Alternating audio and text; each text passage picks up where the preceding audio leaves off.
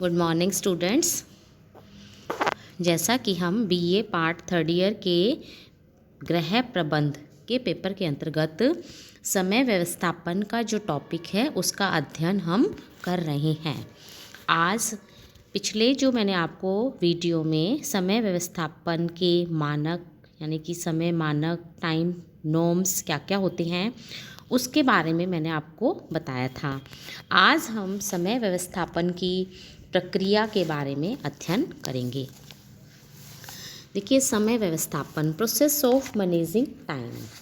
देखिए, हम सभी व्यक्ति ये जानते हैं कि हमारे पास जो है वो समय सीमित है और परिवार हमारे जीवन में अमूल्य स्थान है समय का, और इसे हमें व्यर्थ भी गंवाना नहीं होता है। पारिवारिक लक्ष्यों की प्राप्ति के लिए प्रबंधक को समय व्यवस्थापन करना आना चाहिए। उसे परिवार के सदस्यों के बीच कार्य का विभाजन भी उचित तरीके से करना आना चाहिए और घर के सभी सदस्य कार्य को पूरी रुचि, शक्ति, संपन्नता और कुशलता से कर सकें, ये बात भी उसको आनी चाहिए। समय व्यवस्थापन से समय पर कार्य समुचित तरीके से संपन्न हो जाता है और जो परिवार के जो सदस्य हैं उनको विश्राम का, शयन का, मनोरंजन हेतु भी जो समय है प्रॉपर उनको उपलब्ध भी हो जाता है। अब देखिए, समय प्रबंध जो प्रक्रिया है उसका क्या अर्थ होता है। परिवार में होने वाली विभिन्न क्रियाओं में तथा उपलब्ध समय के बीच, यानी कि परिवार में जितनी भी एक्टिविटीज़ होती हैं, विभिन्न क्रियाएं और उपलब्ध समय के बीच अनुकूलतम समायोजन तथा इसके लिए जो प्रक्रिया प्रयोग में लाई जाती है उसे ही समय प्रबंध प्रक्रिया कहते हैं। यानी कि हमारे पास समय सीमित है और परिवार में बहुत सारी एक्टिविटीज़ होती हैं, उनके बीच में बेस्ट जो समायोजन है, तालमेल जो बिठाना है, उसके लिए जो प्रोसेस प्रयोग में लाया जाता है उसे ही हमें समय प्रबंध प्रक्रिया कहते हैं। अब देखिए, समय जो प्रबंध प्रक्रिया है उसके 3 चरण हैं। देखिए, पहला समय का आयोजन करना, दूसरा योजना के क्रियान्वयन का नियंत्रण करना और तीसरा समय आयोजन का मूल्यांकन करना। अब हम सबसे पहले समय का आयोजन करना यानी कि प्लानिंग ऑफ टाइम क्या है। समय पर गृह के कार्यों को सुचारू रूप से संपादन करने हेतु समय योजना बनानी आवश्यक होती है। समय योजना बनाने का अर्थ होता है कि निश्चित अवधि में कार्य को पूरा करना, complete the work with in given time. समय पर कार्यों के निष्पादन हेतु योजना बनाते समय हमें निम्नलिखित बिंदुओं पर गौर करना चाहिए। पहला, महत्वपूर्ण और अति आवश्यक कार्यों को पहले देनी चाहिए प्राथमिकता, और उसके लिए पहले ही हमें जो इम्पोर्टेंट जो हमारे काम होते हैं उनकी योजना बना लेनी चाहिए और कार्यों की सूची भी तैयार कर लेनी चाहिए। दूसरा, उपयुक्त कार्य का क्रम निर्धारण करना चाहिए। कार्य के क्रम को निर्धारित करते समय परिवार के सदस्यों की कार्य क्षमता, रुचि, आवश्यकता, आदत, विश्राम और मनोरंजन का भी ख्याल रखना चाहिए। कार्य का विभाजन करते समय यह ध्यान रखा जाना चाहिए कि परिवार के प्रत्येक सदस्य को पारिवारिक जिम्मेदारियों, कर्तव्यों और उत्तरदायित्वों को वहन करने का समान रूप से अवसर मिले। फिर योजना लचीली होनी चाहिए। फिर कार्य विभाजन करते समय परिवार के सदस्यों की सलाह अवश्य लेनी चाहिए।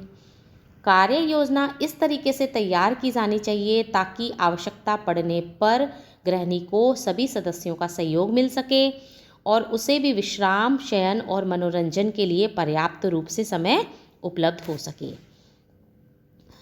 सबसे जो महत्वपूर्ण जो बात है वो कि योजना लिखित नहीं होनी चाहिए, यानी कि दैनिक, साप्ताहिक, पाक्षिक, मासिक, विशेष, मौसमी और वार्षिक कार्यों की सूची बना लेनी चाहिए।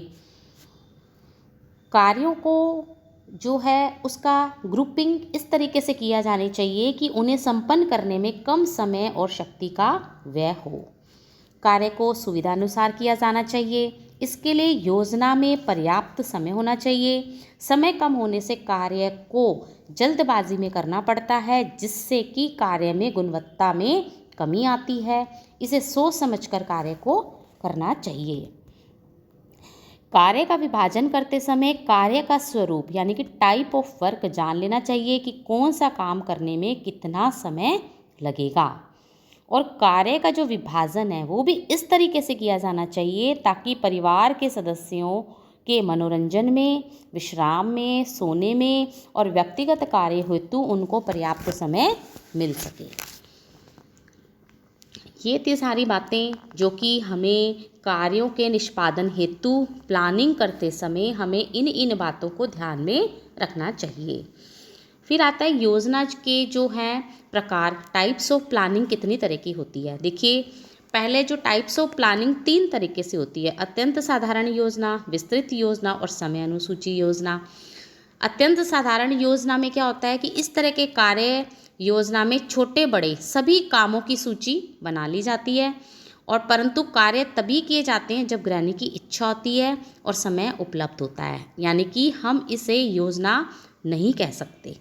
दूसरा, विस्तृत योजना। यह योजना पहले प्रकार की अपेक्षा अधिक विस्तृत होती है। इसमें कार्यों का क्रम निर्धारित होता है, परंतु समय सीमा निर्धारित नहीं होती कि कौन सा कार्य कब और कितने समय में पूरा किया जाएगा। तीसरा, समय अनुसूची। यह समय योजना उपरोक्त दोनों प्रकार से अधिक स्पष्ट, विस्तृत और सुनियोजित होती है, क्योंकि इसमें समय के क्रम के साथ ही कार्य करने का अनुमानित समय का भी निर्धारण किया जाता है। फिर आता है समय योजना के चरण, स्टेप्स कौन से होते हैं। देखिए, पहला, सभी कार्यों की सूची बनाना और उन्हें लचीला और दृढ़ समूह में विभाजित करना। दूसरा, कार्य संपादन हेतु अनुमानित समय निर्धारित करना। तीसरा, समय क्रम निर्धारित करना। चौथा, कार्य करने में कुल व्यय होने वाले समय को जोड़ना और उपलब्ध समय के साथ समन्वय स्थापित करना। फिर योजना को लिखना। यदि व्यक्तिगत योजना अन्य व्यक्ति से मिश्रित होती है तो उसमें समन्वय स्थापित करना। ये सारे स्टेप्स हैं। फिर आते हैं आगे, हम बात करते हैं समय योजना के क्रियान्वयन पर नियंत्रण, यानी कि controlling the time plan in action. इसका क्या मतलब है?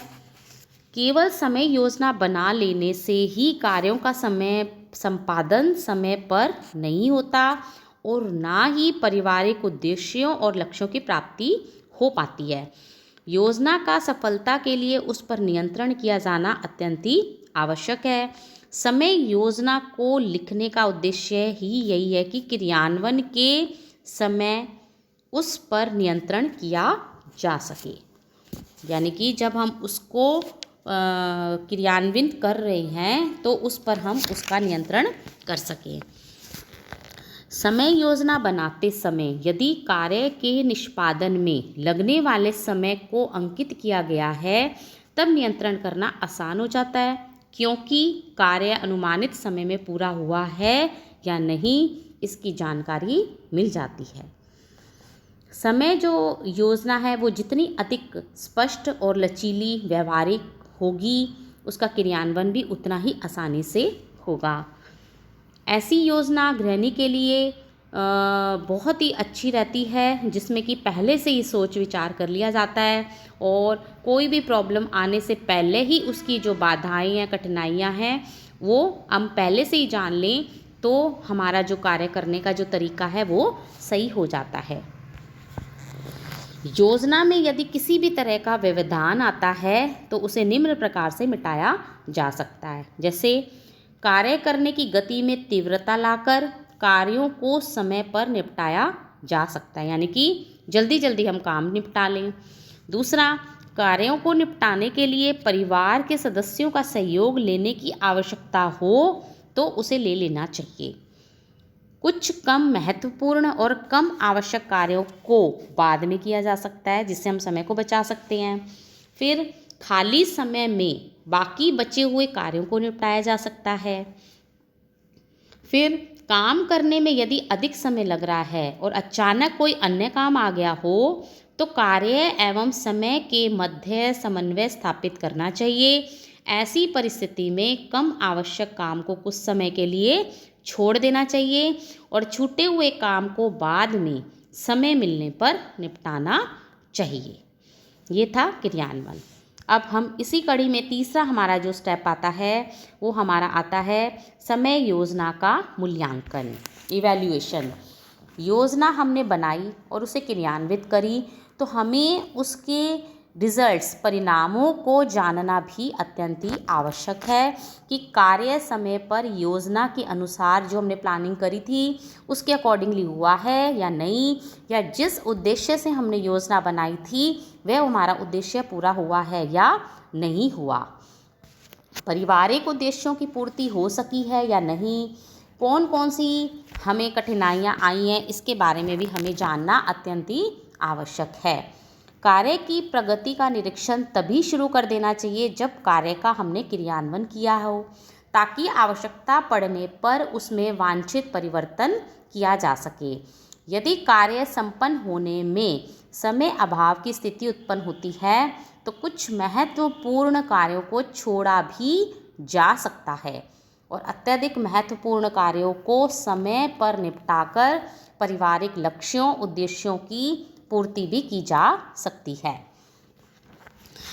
समय जो व्यवस्थापन है इसकी सफल योजना तभी संभव है जब कार्य को समुचित ढंग से समय पर किया जा सके, जिससे पारिवारिक लक्ष्यों की प्राप्ति हो और पारिवारिक आवश्यकताओं को अधिकतम संतुष्ट किया जा सके। अब देखिए, पूरे दिन का कार्य समाप्त हमने कर लिया और सप्ताह के अंत में जब गृहिणी समय योजना का अपना आप ही विश्लेषण करती है तो स्वयं से ही उसे यह प्रश्न पूछना चाहिए, करना चाहिए। ऐसा करने से उसे क्या होगा, उसको मूल्यांकन में सहायता होगी। कौन से प्रश्न पूछने चाहिए कि जैसे क्या योजना व्यवहारिक और लचीली थी, योजना जो बनाई गई थी क्या उससे परिवार की आवश्यकताओं की संतुष्टि उसको हुई, क्या परिवार के सदस्य अपने कर्तव्यों का निर्वहन करते हुए पर्याप्त रूप से मनोरंजन, विश्राम और नींद ले सके, क्या उन्हें व्यक्तिगत कार्यों के लिए पर्याप्त समय मिल पाया, कुछ महत्वपूर्ण कार्य जो समय अभाव के कारण रह गए थे क्या उसके लिए मैं जिम्मेदार थी, क्या मुझमें कार्य को तीव्रता से करने की कमी है, ये उसको खुद ही पूछना चाहिए। यदि यही कार्य परिवार के दूसरे सदस्यों को दिया जाता तो शायद अधिक सफलता मिलती और कार्य का जो निष्पादन भी सरलता से हो जाता। मूल्यांकन के लिए चार्ट की सहायता भी ली जा सकती है, इसे मतलब गैंट चार्ट भी कहते हैं। इस चार्ट में पहले के जो 2 कॉलम में योजना का विस्तृत रूप लिखा जाता है और तीसरे कॉलम में मूल्यांकन लिखा जाता है और चौथे कॉलम में अनियोजित कार्य को लिखा जाता है और फिर मूल्यांकन किया जाता है। यानी कि गैंट चार्ट में पहले के 2 कॉलम में योजना का विस्तृत रूप लिखते हैं, तीसरे कॉलम में मूल्यांकन किया जाता है और चौथे जो कॉलम में अनियोजित कार्य को लिखा जाता है, फिर मूल्यांकन किया जाता है। इस चार्ट की सहायता से कोई भी गृहिणी अपनी समय योजना का जो मूल्यांकन है वो सुगमतापूर्वक कर सकती है। यानी कि पूरे दिन में उसने जो योजना बनाई क्या वो उसकी योजना पूरी तरीके से सफल हो पाई या नहीं हो पाई, यही हमारा प्लानिंग का जो है समय व्यवस्थापन की प्रक्रिया का तीसरा स्टेप है। क्या समय योजना ही दोषपूर्ण थी जिसके कारण उसे मानसिक सफलता नहीं मिल सकी, यह बात जो है वो गृहिणी को स्वयं ही सोचनी चाहिए। तो इस तरीके से हमारे 3 जो स्टेप हैं, हमारे समय प्रक्रिया के हमारे जो 3 स्टेप होते हैं वो कंप्लीट हैं। यानी कि समय का आयोजन करना, फिर योजना के क्रियान्वयन का नियंत्रण करना और तीसरा समय आयोजन का मूल्यांकन करना। अपने गर्ल्स सभी इसी के साथ ही अपने नोट्स भी पूरी तरीके से बना लें और किसी भी तरीके से कोई भी आपको समस्या आती है तो आप मुझे व्हाट्सएप करें और मेरे इस यूट्यूब चैनल को लाइक और सब्सक्राइब करना भी ना भूलें। धन्यवाद।